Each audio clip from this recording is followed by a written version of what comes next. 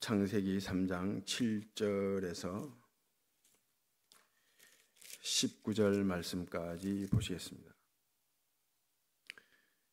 창세기 3장 7절에서 19절 말씀 한 절씩 보겠습니다. 이에 그들의 눈이 밝아져 자기들이 벗은 줄을 알고 무화과 나무 잎을 엮어 치마로 삼았더라.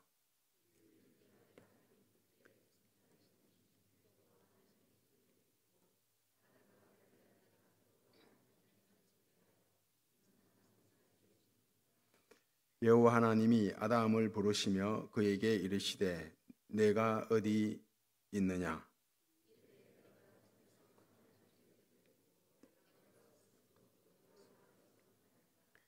이르시되 누가 너의 벗었음을 내게 알렸느냐? 내가 내게 먹지 말라 명한 그 나무 열매를 내가 먹었느냐?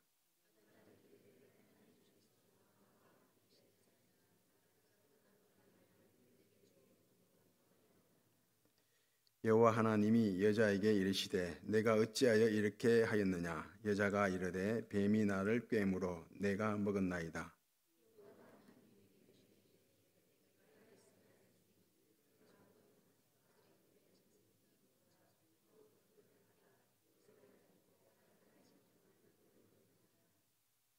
내가 너로 여자와 원수가 되게 하고 내 후손도 여자의 후손과 원수가 되게 하리니 여자의 후손은 내 머리를 상하게 할 것이요 너는 그의 발꿈치를 상하게 할 것이니라 하시고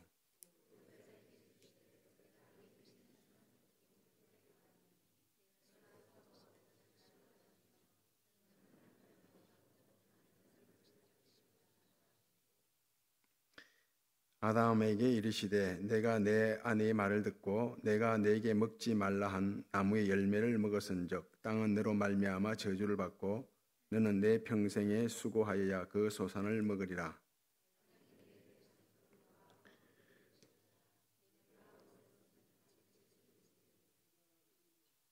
함께요. 내가 흙으로 돌아갈 때까지 얼굴에 땀을 흘려야 먹을 것을 먹으리니 내가 그것에서 취함을 입었음이라. 너는 흙이니 흙으로 돌아갈 것이니라 하신. 이 창세기 말씀은 마치 뭐과 같은가 하면 캡슐 약, 쓴 약 먹을 때 캡슐 있지 않습니까? 그 캡슐과 같습니다. 그리고 꽃과 같죠, 꽃. 그런데 이 꽃은 꽃으로 봐야지, 그리고 캡슐을 그대로 먹어야지, 그것을 해치고 쪼개고 분해하면 꽃이 안 됩니다. 그리고 약을 먹을 수 없죠.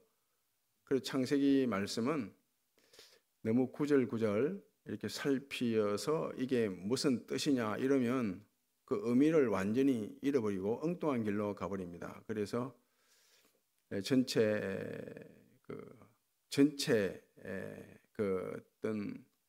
전체가 무엇을 말씀하냐 여기에 초점을 두고 그런 식으로 성경을 봐야 됩니다. 창세기만큼은 그렇게 봐야 됩니다.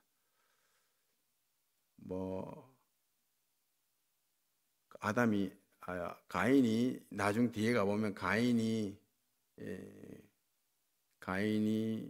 아벨을 죽이고 이래 가는데 누가 자기를 만나서 자기를 죽일까 싶어서 두려워하고 이 누구냐 이 누군가가 누구냐 이렇게 들어가면 이상한 길로 빠지게 됩니다. 나중에 다음에 다시 말씀드리겠습니다. 창세기 2장 19절 말씀 보면 이 짐승과 공중의 새와 들의 짐승들을 지을 때 하나님께서 흙으로 지으셨다고 말씀합니다. 짐승도 흙으로 창조하고 사람도 흙으로 창조를 했죠. 짐승과 다르게 사람은 흙으로 만들었는데 코에 생기를 불어넣어서 생명 사람이 되었습니다. 짐승과 다른 게 바로 이겁니다. 똑같이 흙으로 만들었는데 짐승은 생기를 불어넣지 않고 사람에게만 생기를 불어넣어서 생명이 되도록, 사람이 되도록 하셨습니다. 생기를 불어넣었다, 생명이 되었다, 이건 하나님의 형상을 가지게 되었다, 이런 뜻이죠. 하나님께서 사랑의 작품으로 사람을 만드셨다. 하나님 형상을 가지게 되었다, 이런 뜻입니다. 사람을 하나님의 형상을 가진 자로, 하나님의 형상을 가진 자로 창조했는데 마귀가 와서 사람을 타락시킵니다. 왜 하필 마귀가 사람을 타락시키냐, 이것입니다. 이 마귀도 처음에는 하나님을 찬양하는 천사장이었죠. 그래서 하나님처럼 되고 싶어서 타락을 하게 되는데 혼자 타락하지 않고 천사 3분의 1과 함께 타락을 하게 됩니다. 타락을 했으니 심판을 받게 되죠. 그 타락을 하면 죄를 짓게 되면 죄의 삭선 사망이라 반드시 심판받는다는 것을 압니다. 누구든지 죄를 짓고 타락하게 되면 심판이 있다는 사실을 알죠. 그 마귀가 아는 거예요. 내가 하나님을 배반해서 타락했으니 반드시 내게 심판이 있을 것이다 라는 걸 압니다, 마귀가. 근데 심판받기 싫죠. 그래서 사람에게 접근을 해서 사람도 함께 타락시켜서 함께 심판받도록 하는 거죠. 그런데 심판받기를 원하는 피조물은 없죠. 살 길이 뭐냐? 사람을 타락시켜서 함께 타락을 하는 거예요. 마귀가 사람과 함께 타락을 하고 나서 마귀가 아는 거죠. 이 사람만큼은 하나님께서 타락을 하더라도 심판하지 않는다는 사실을 아는 거죠.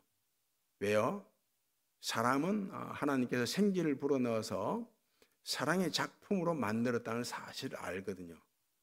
하나님께서 하나님의 형상을 닮은 사람, 사랑의 사람으로 하나님이 사람을 창조했기 때문에 사람이 아무리 타락하더라도 사람만큼은 심판하지 않을 것이다 라는 것을 알고 사람을 꼬셔서 유혹해서 타락하도록 하는 거죠.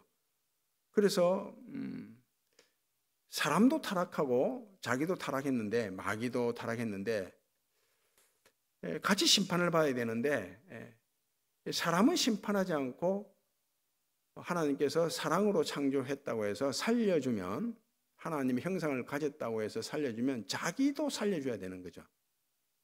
그렇잖아요. 그래야 하나님의 공의에 흠이 안 가는 것입니다. 공의에 금이 안 가죠. 그래서 같이 타락했으니 같이 심판하든지 살려주려면 같이 살려주든지, 그래야 하나님의 공의가 만족되는 거예요. 근데 마귀를 심판해야 되죠. 그래서 사람을 살려내고 마귀를 심판하는 길이 뭐냐? 그게 바로 십자가입니다. 이게 구원의 비밀이죠. 이거 아무도 몰랐어요. 천사도 몰랐다고 하죠. 사람도 심판해야 되는데 하나님께서 직접 대신 심판받아 버리죠. 그래서 공의를 만족시키고 사람은 구원하고 마귀는 심판하고, 이게 하나님의 구원의 비밀이었습니다. 이게 드디어 밝혀진 것입니다. 십자가를 통해서. 그 십자가를 통해서 마귀를 심판하고 사람을 구원하는 거죠. 모든 피조물들은 본래 하나님이 창조한 목적이 있죠. 본래 기능이 있습니다. 이 목적을 잃어버리면 흙으로 돌아가죠. 사람도 하나님 형상을 잃어버리게 되니까 타락해서 흙으로 돌아가는 거예요. 흙이니 흙으로 돌아갈지니라, 이렇게 말씀하는 것입니다. 뭐 전자제품도 그렇고 뭐 나무 식물도 그렇고 본래의 기능을 다 잃어버리면, 본래의 목적을 잃어버리게 되면 다 버리게 돼서 흙으로 돌아갑니다. 그래서 흙과 같은 존재가 된 거예요. 마귀의 유혹을 받아 하나님의 형상을 잃어버리게 되죠. 흙과 같은 존재가 된 것입니다. 타락한 결과 흙과 같은 존재. 흙과 같은 존재의 특징이 있죠. 특징이 뭔가 하면 첫 번째로 약하다 이겁니다. 약하고 두려움. 이게 흙의 특징입니다. 이 약하다는 말과 두렵다는 말은 같은 말이죠. 약하니까 두려워하죠. 이 약함이 부정적으로 나타날 때 그 두려움에 대해서 어떻게 반응하는가 하면 과격하게 반응합니다. 화를 내죠. 그건 자기 약함을 지키기 위해서 화를 내는 것입니다. 그 화를 낸다는 것은 자기가 약하다는 것을 증명하는 거예요. 이 짖는 개 하나도 안 무섭잖아요. 약해서 개가 짖는 것입니다. 강한 개는 절대 안 짖습니다. 약해서 자기가 약한데 자기를 지켜내기 위해서 그렇게 막 짖어대거든요. 제자들과 예수님이 함께 배를 타고 건너편으로 가다가 풍랑을 만났습니다. 풍랑이 치니까 흙 같은 존재니까 약하잖아요. 그래서 두려워한다고요. 두려워하면서 예수님을 깨우는데 예수님께서 배 후미에서 주무시고 계시는데 깨우는데 왜 우리가 죽게 되었는데 우리를 돌보지 않습니까? 그러거든요. 그런데 이건 그냥 한 말이 아니고 화를 내는 것입니다. 막 과격하게 반응하는 거죠. 왜 우리를 막 성질내는 거예요. 우리가 지금 이렇게 풍랑에 의해서 죽어가는데 왜 잠을 잡니까? 왜 우리를 안 돌봅니까? 이런 식으로 따지듯이 과격하게 그리고 화를 내는 그런 제자들입니다. 흙과 같은 존재의 두 번째 특징이 뭔가 하면 원망과 불평이죠. 언제나 원망하고 불평합니다. 이스라엘 백성들이 애굽 땅에서 나와서 홍해를 건넜어요. 홍해를 건너고 난 다음에 따라오던 애굽 군인들이 다 물에 빠져 죽습니다. 얼마나 기쁩니까? 그래서 이 구원의 감격, 감사 너무 좋아서 찬양하고 노래하지 않습니까? 그게 홍해를 건넌 것이 출애굽기 14장이고 15장에서 찬양을 한다고요. 굉장히 너무 좋아서 모세도 노래하고 미리암도 노래하고 그 찬양이 딱 끝나자마자 어떤 일이 벌어지는가 하면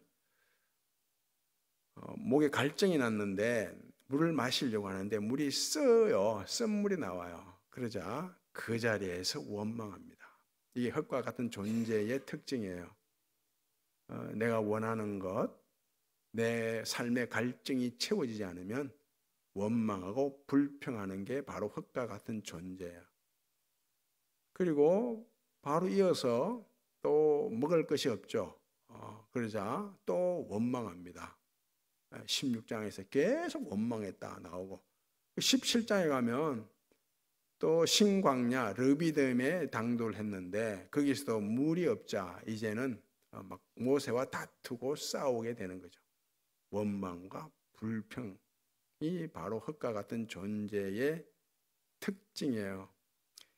그리고 이 흙과 같은 존재에게 하나님 형상을 잃어버린 흙과 같은 존재의 삶의 법칙이 주어지죠. 오늘 본문 말씀 보면 첫 번째 법칙이 뭔가 하면 해산의 고통입니다.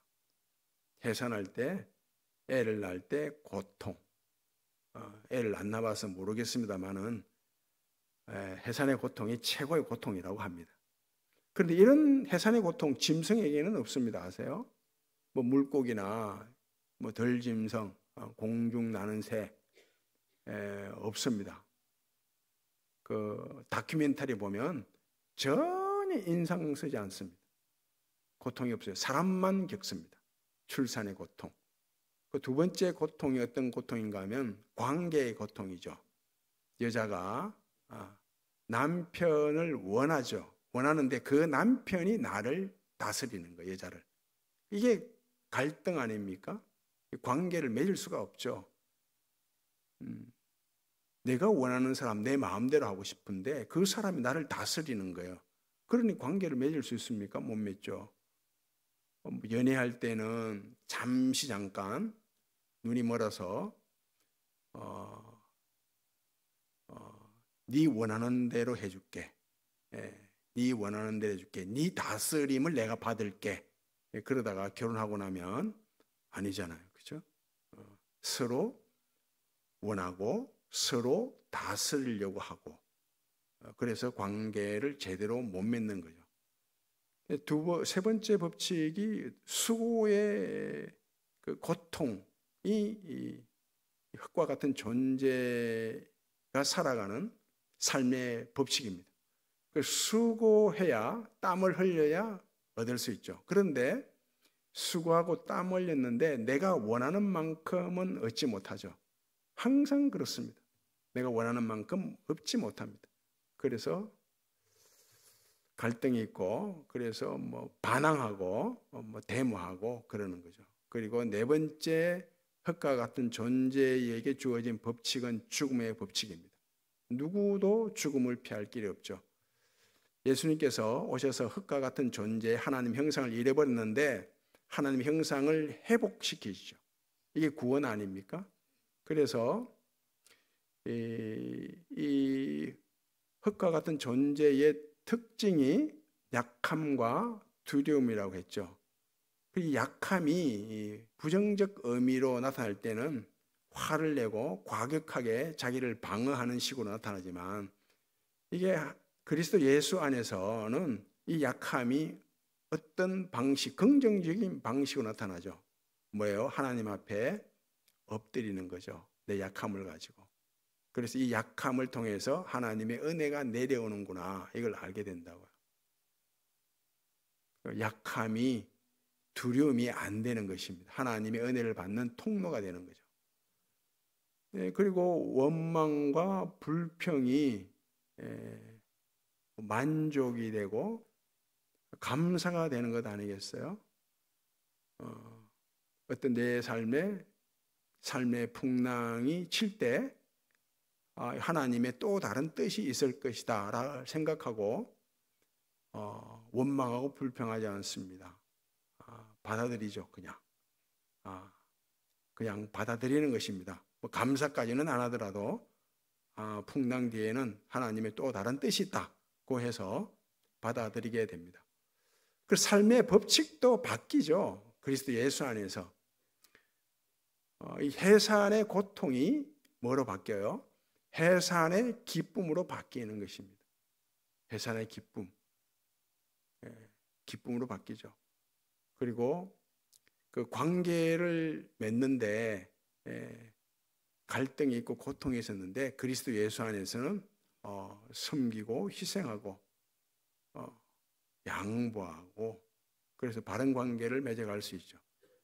그리고 내가 원하는 만큼 얻지 못한다 하더라도 자족하는 법을 알잖아요. 자족하는 법을 알게 된다고요. 그리스도 예수 안에서 내가 원하는 만큼 얻지 못할 때 성질나고 짜증나고 불평하고 원망했지만 원하는 만큼 얻지 못하더라도 자족하게 된다고요. 그리고 더 이상 죽음이 없습니다. 죽음이 없죠. 영생, 그리스도 예수 안에서 영생을 누린다고 말씀하죠. 그 보십시오. 다 그렇습니다. 아브라함을 보면 그 자기가 흙과 같은 존재라고 해요. 나는 먼지와 같습니다. 하나님을 만나게 되니까 이런 먼지와 같은 인생이 믿음의 조상이 되죠. 믿음이 조상이 됩니다. 그리고 야곱은 버러지 같은 야곱, 쓸모없는 그런 야곱이 결코 그 타작할 때 뭐 칼이나 타작기나 뭐 이가 빠지면 아무짝에도 쓸모없죠. 그 이가 빠지지 않는, 이가 날카로운 새 타작기가 될 것이라, 뭐 이스라엘이 될 것이라. 이스라엘이 되죠. 또 야곱이. 그리고 모세도 마찬가지입니다. 모세도 늘 하나님 앞에 자기가 하나님을 만나기 전 이 구원을 회복하기 전에는 티끌 같은 존재였다고 합니다. 그런데 하나님 손에 잡힌 지팡이가 되지 않습니까? 이스라엘 백성들을 애굽 땅에서 인도해 내는 그 하나님 손에 잡힌 지팡이가 된다고. 예레미야도 마찬가지 아닙니까? 나는 작은 아이라. 작은 아이가 얼마나 약합니까? 작은 아이에 지나지 않습니다. 그런데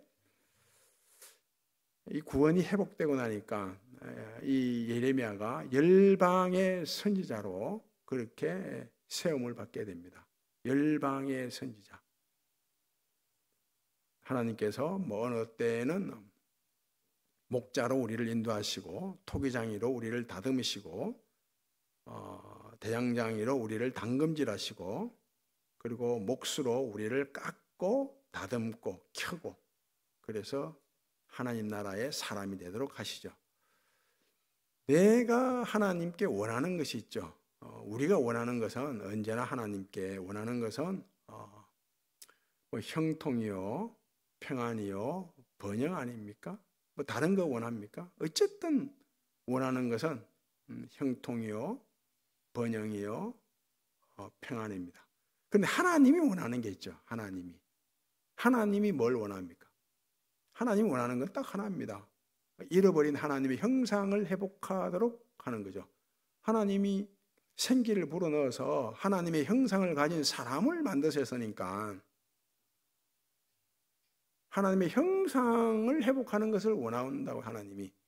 그래서 하나님의 형상을 회복하도록 하나님 우리를 붙잡으시고 하나님께서 의지를 가지시고 하나님의 열심으로 우리를 하나님의 사랑으로 우리를 하나님의 형상을 가진 자로 사람이 되도록 만들어 가시는 게 하나님이 원하시는 거예요. 이 하나님의 원하심 안에 하나님이 원하시는 것을 만들어가는 그 과정 안에 우리의 원하는 것이 부분적으로 나타나는 것입니다. 어느 때는 평안을 누리고 어느 때는 번영케 되고 또 형통케 되고 그래서 먼저는 하나님이 원하시는 것 하나님의 형상을 회복하도록 하나님이 우리를 잡으시고 하나님의 의지로 하나님이 만들어 가시는데 하나님 형상을 닮은 사람, 하나님의 형상을 가진 사람, 본래의 사람 모습으로 하나님이 만들어 가시는데 그 만들어 가는 과정 안에 부분적으로 희미하게 어느 때는 평안을 누리고 어느 때는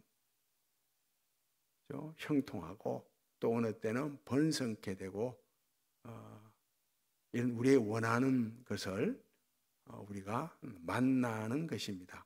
우리의 원하는 것이 먼저가 아닙니다. 하나님이 원하시는 것, 하나님의 형상을 가진 하나님의 형상을 닮은 하나님의 사람이 되는 것입니다. 늘 하나님이 원하시는 하나님의 사람으로 성장해 나가는 그런 은혜가 있기를 바랍니다.